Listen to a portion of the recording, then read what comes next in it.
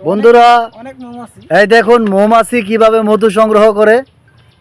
তো গাছ থেকেই তো মৌমাছিরা মধু সংগ্রহ করে, সেই মধু আমরা খেয়ে থাকি। দেখেন এই যে বড়ই গাছের ভিতরে মৌমাছি বসে মধু সংগ্রহ করতেছে। তো আমি ভয়ে এখানে যাইতেছি না, যদি কামড় মারে। তারপরে ভয়ে ভয়ে ভিডিওটা বানাইতেছি আপনাদের জন্য। দেখেন কত রকমের মোমো, ভয় লাগে গো, ভয় লাগে। যদি কামড় দেয় কাম সারা,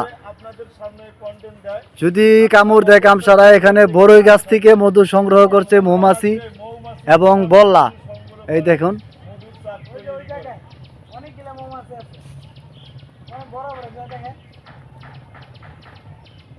বিভিন্ন প্রজাতির, এই যে এখানে প্রজাপতিও আছে।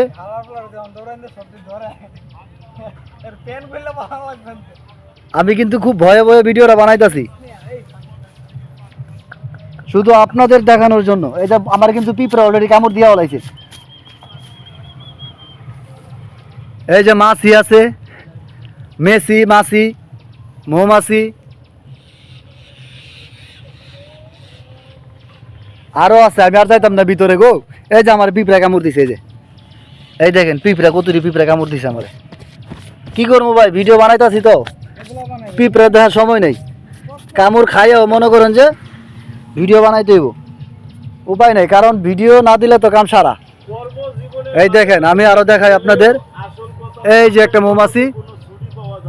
মৌমাছি মধু সংগ্রহ করে।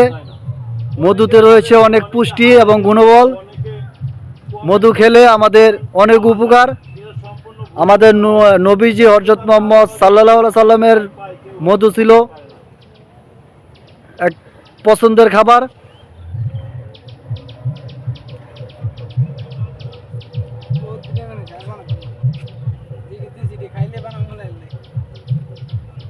দেখুন বন্ধুরা, আমি কিন্তু চলে এসেছি সেই আফ্রিকা জঙ্গলে।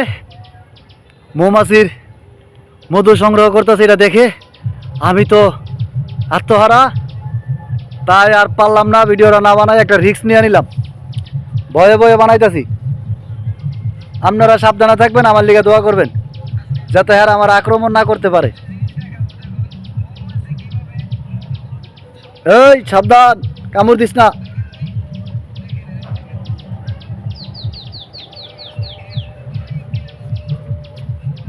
এটা হলো একটা বড়ই গাছ। তো বড়ই গাছে দেখেন, যাক ভিডিওর একটু লং করে ফেললাম। আপনাদের সকলকে অসংখ্য ধন্যবাদ ভিডিওটা সম্পূর্ণ দেখার জন্য। আর দেখবেন, ভিডিওটা দেখবেন, দেখলে ভালো লাগবে।